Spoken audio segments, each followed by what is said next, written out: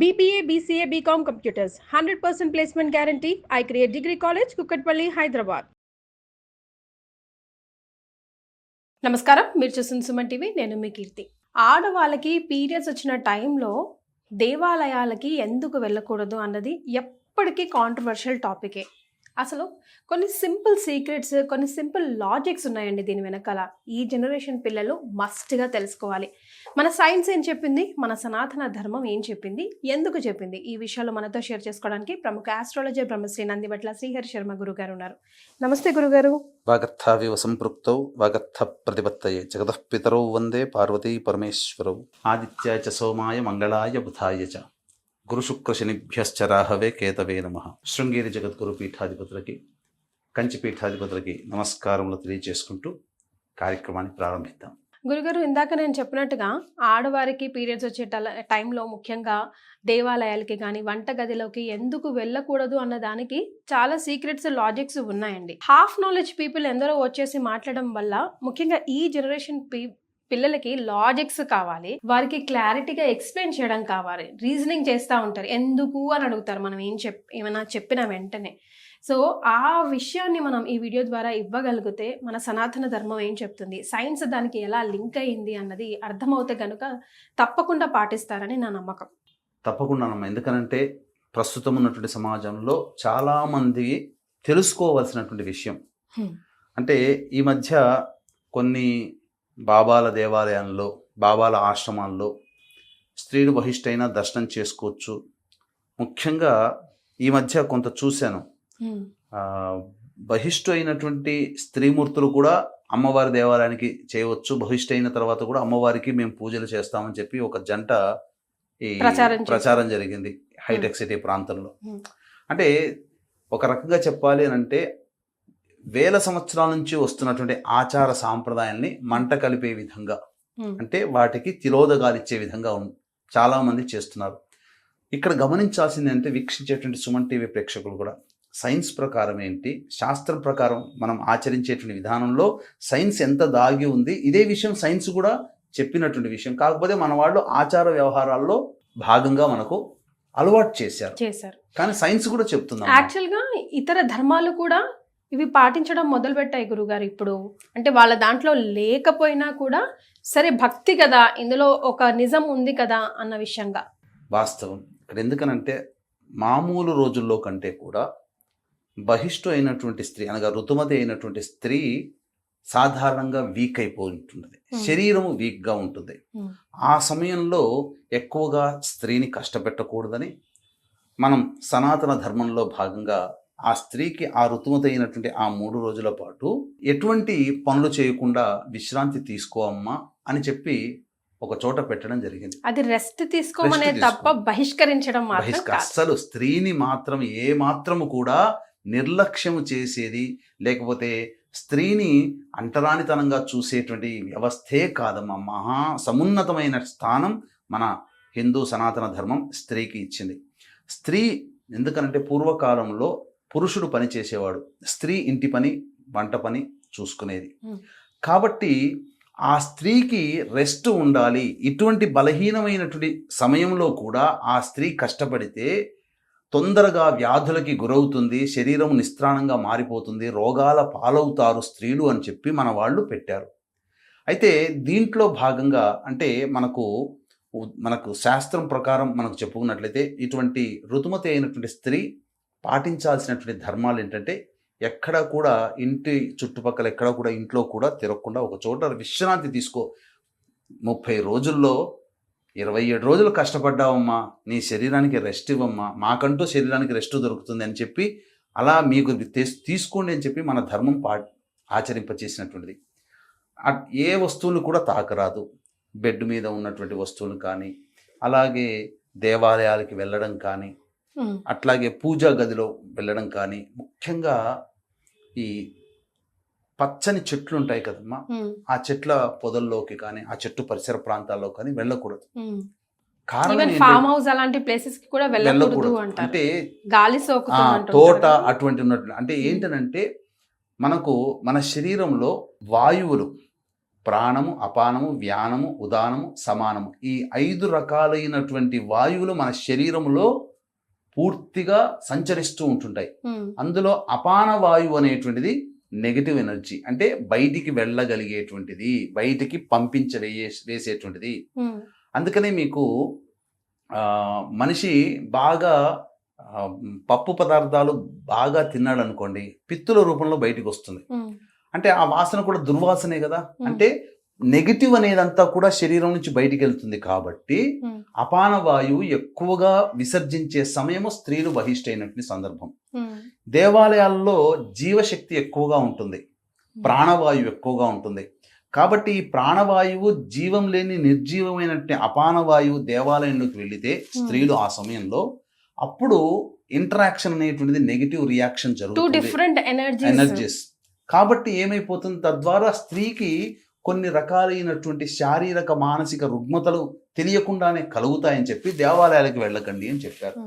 కానీ మనం వెళ్ళే ఉద్దేశం కూడా దేవాలయాలకి పాజిటివ్ ఎనర్జీ గ్రాస్ప్ చేసుకోవడానికే కదా గురుగారు. ఇటువంటి నెగిటివ్ ఎనర్జీ బాడీ నుంచి రిలీజ్ అవుతున్నప్పుడు రోగాలు వచ్చినప్పుడు, రోగం వచ్చింది అంటే ఒక వ్యక్తికి, పురుషుడికైనా స్త్రీకైనా, ఆ రోగం వచ్చిన వ్యక్తి నుంచి శరీరం నుంచి నెగిటివ్ ఎనర్జీ పాస్ అవుతుంటుంది. ఆ టైంలో దేవాలయానికి వెళ్తాడు, రోగం ఉన్నవాడు హాస్పిటల్కి వెళ్తాడు, అక్కడ మళ్ళీ పాజిటివ్గా తయారు చేసుకొని అప్పుడు కానీ దేవాలయానికి వెళ్తారు. అలాగే మనము దేహానికి అనారోగ్యం లక్షణాలు ఉన్నప్పుడు, స్త్రీకి అనారోగ్య లక్షణం ప్రతి నెల ఈ సంబంధించినటువంటి ఋతుమతి అవ్వడం, ఇది ప్రధానంగా. అందుకనే మన వాళ్ళు విసర్జించారు దేవాలయానికి వెళ్ళడం. అంతేకాకుండా చంటి బిడ్డల్ని ఎత్తుకోకూడదు. ఎందుకంటే ఆ బిడ్డలు అతి సున్నితంగా ఉంటారు కాబట్టి వాళ్ళల్లో కూడా కొన్ని అనారోగ్య సమస్యలు వస్తాయి. భోజనం చేయలేకపోవడము, గుక్కపట్టి ఏడుస్తూ ఉండడము, సన్నగా అయిపోవడం. అప్పటి నుంచి ఋతుమతి అయినటువంటి చాలా మంది తెలియక పిల్లల్ని ఎత్తేసుకుంటారు. దగ్గర వాళ్ళు, బంధువులు, పిన్నులు, వీళ్ళందరూ పెద్దమ్మలు వచ్చి చిరాకు చేస్తూ ఉంటారు. అది మనం కళ్ళకు కట్టినట్టుగా చూస్తూ ఉంటాం కూడా. తులసి చెట్టు అయితే పూర్తిగా మాడిపోతుంది. అది పచ్చటి అరటికాయ తీసుకొని వచ్చి బహిష్టైన స్త్రీకి దగ్గరలో పెడితే మరుసటి రోజుకి అది పండిపోతుంది. ఆకుపచ్చది కాస్త పసుపచ్చగా మారిపోతుంది. అంతటి ఎనర్జీ, హీట్ అన్నమాట. అంతేకాకుండా దేవతా వస్తువులు కడగడం కానీ శుభ్రపరచడం కానీ చేయకూడదు.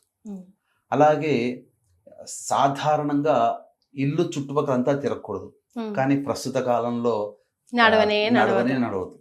భోజన పదార్థాలు కూడా ఉండకూడదు. ఎందుకు అనంటే నెగిటివ్ ఎనర్జీతో ఉన్నప్పుడు వండేటువంటి పదార్థం కూడా భుజించిన వారికి అది నెగిటివ్గా మారుతుంది.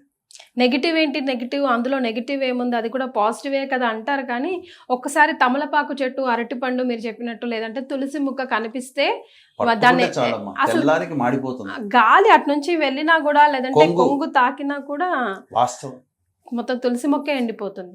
అంతేకాకుండా దీనికి ఒక శాస్త్రీయమైనటువంటి వృత్తాంతం కూడా ఉందమ్మా. ఎందుకనంటే వృత్రాసురుడు అనేటువంటి బ్రాహ్మణుని చంపినటువంటి కారణం చేత ఇంద్రుడికి బ్రహ్మహత్య పాతకం వచ్చింది. దానివల్ల పూర్తిగా బలహీనుడైపోయాడు. ఇక ఇంద్రాద్యష్ట దిక్పాలకుల యొక్క పాలన ఇవన్నీ కూడా ఆగిపోయాయి. అప్పుడు అందరూ బ్రహ్మకి మొరపెట్టుకుంటే అప్పుడు ఆ ఇంద్రుడి యొక్క బ్రహ్మహత్య పాతకాన్ని మోయడానికి ఎవరు సిద్ధపడతారని చెప్పి విచారిస్తే 4 ముందుకొస్తారు. ఒకటి భూమి. ఒకప్పుడు ఈ బ్రహ్మహత్య పాతకాన్ని 25% భూమి తీసుకుంటుంది. ఒకప్పుడు ఎంత తవ్వినా ఆ తవ్విన ప్లేస్ లో మళ్ళీ పూడుకపోయేది కాదు. కానీ ఇప్పుడు ఏంటనంటే ఎంత తవ్వుతామో భూమిని, కొన్నాళ్ల తర్వాత అది మళ్ళీ పూడుకుపోయే విధంగా వరాన్ని పొందింది భూమాత. అదొకటి తీసుకున్నందుకని, బ్రహ్మహత్య పాతకాన్ని తీసుకున్నందుకని. వృక్షాలు, అందుకనే వృక్షాలు కూడా ఈ బ్రహ్మహత్య పాతకాన్ని తీసుకున్నటువంటి కారణం చేత వృక్షం నుంచి బంకలాగా అప్పుడప్పుడు బయటికి వస్తుంటుంది కదమ్మా, అది బ్రహ్మహత్య పాతకం. అందుకనే వృక్షాలు ఏం వరాన్ని పొందాయి, కాండములు నరికి వేసినా మళ్ళీ దాని నుంచి చిగురు అయ్యేటట్టుగా, చిగురించి మళ్ళీ జీవం పొందేటట్టుగా. అందుకనే కొమ్మలు నరికేసినా మళ్ళీ అక్కడి నుంచి మళ్ళీ చిగురు వస్తుంది. అదొకటి, ఆ వరాన్ని ఆ విధంగా పొందాయి. 3వది సముద్రుడు తీసుకున్నాడు. సముద్రుడు తీసుకోవడం వల్ల, ఆ బ్రహ్మహత్య పాతకం సముద్రుడు తీసుకోవడం వల్ల జరిగింది ఏంటి, సముద్రుడి దగ్గరికి వెళితే నురగ రూపంలో మనకు అంటుతుంది కదమ్మా, అది బ్రహ్మహత్య పాతక లక్షణం. ఈ పరంగా తీసుకున్నందుకు గాను సముద్రుడికి కలిగినటువంటి వరం ఏంటంటే, సూర్యగ్రహణాలు కొన్ని అమోఘమైనటువంటి పుణ్యతిథుల్లో సముద్ర స్నానం చేసిన వాళ్ళకి సకల పాప విముక్తి కలుగుతుంది. కలుగుతుంది. అంతకుముందు సముద్రంలో అసలు స్నానమే చేసేవాళ్ళు కారు. మ్మ్. కానీ గ్రహణాది శుభ పుణ్య తిథి యోగ తిథిలో. ఉన్నటువంటి సమయాల్లో మ్మ్. స్నానం చేస్తే పాప విముక్తి. అందుకనే ప్రజలందరూ సముద్ర స్నానానికి వెళ్తుంటుంటారు. ఈ వరాన్ని పొందింది. 4వ భాగము మ్మ్. స్త్రీలు తీసుకున్నారు. ఓ. అందువల్లనే స్త్రీ ప్రతి మాసము ఋతుమతి అవుతుంది. ఈ కారణం చేత స్త్రీ పొందినటువంటి వరం ఏంటి చెప్పమంటారా? గురుగారు. తెలిస్తే ఇంతదా అని అంటారంటే, ఈ యొక్క సంబంధించిన బ్రహ్మహత్య పాతకాన్ని తీసుకున్నటువంటి కారణం చేత తదనంతరం 5వ రోజు నుంచి మళ్ళీ స్త్రీ గర్భధారణ జరగడానికి మరియు పవిత్రతను పొందడానికి, అశుచిగా ఉన్నటువంటి రోజు నుంచి మళ్ళీ పూర్తిగా దేహం అంతా పవిత్రతని పొందడానికి వరం తీసుకుంది. మ్మ్. ఎలా గురుగారు? అదే ఆ వరమే పవిత్రతను పొందుతుంది. అప్పటి నుంచి మళ్ళీ పరిశుద్ధులు ఓకే. అవుతుంది.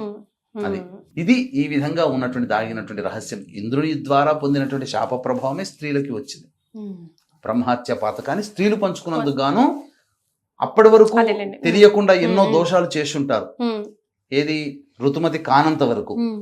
ఆ దోషాలన్నీ కూడా ఈ ఋతుమతి అయినటువంటి కారణం తర్వాత 5వ రోజు నుంచి మళ్ళీ Refresh. పరిశుద్ధురాలు అవుతారు. మ్మ్. అది కారణం. అది.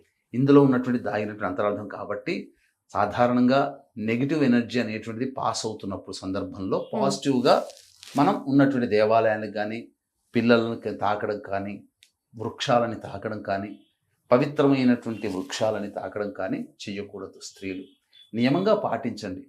కాకపోతే ఈరోజు మీరు అన్నట్టుగా ఈ రోజులు ఉన్నటువంటి సందర్భంలో వంట చేయడానికి కానీ ఇవన్నీ కూడాను కుదరని తప్పట్లేదు. పని, తప్పని పని. ఎందుకంటే ఒకప్పుడు ఉమ్మడి కుటుంబం ఉండేది కాబట్టి అందరూ కూడా సహకరించేవాళ్ళు. మ్మ్. ఇప్పుడు భార్య చేసుకోక తప్పదు, పిల్లలకి చేయక తప్పదు. మ్మ్. అటువంటి పరిస్థితులు అన్నప్పుడు కనీసంలో స్నానం ఆచరించే, తల స్నానం ఆచరించైనా కానీ అది ఈ యొక్క కలియుగ ధర్మంలో, అసలు కలియుగ ధర్మ ప్రకారం అయితే పూర్తిగా అవాయిడ్ చేయమని మనకు శాస్త్రం చెప్పింది. మ్మ్. ఇక మనం చేసేది ఏమీ లేదమ్మా. అదే. ఎందుకనంటే ఎవరు ఇప్పుడు నియమంగా ఉంటే భర్త సహకరించగలిగితే భార్యని కష్టపెట్టకుండా భర్త చేయొచ్చు, అది మార్గం. మ్మ్. భర్త చేయలేని పక్షంలో ఇంకా ఏం చేయలేరు, ఇక మోయాల్సిందే. అందుకనే 4వ రోజు ఇల్లంతా కడుక్కోవడానికి మాత్రమే అధికారం. 5వ రోజు నుంచి మళ్ళీ శుభ్రతగా చక్కగా గోమూత్రము పూర్తిగా అన్ని ఇల్లంతా కూడా చిలకరించడం, మ్మ్. లేదా గంగాజలాన్ని చిలకరించడం, పూజా సమయంలో దీపారాధన, ముఖ్యంగా ఆ బహిష్టు సమయంలో దీపారాధన కూడా చేయకూడదు. మ్మ్. తను చేయకూడదు. ఎలాగో దేవుడి గదికే వెళ్ళదు కాబట్టి. ముఖ్యంగా దాంపత్యము కూడా పనికిరాదమ్మా. రైట్.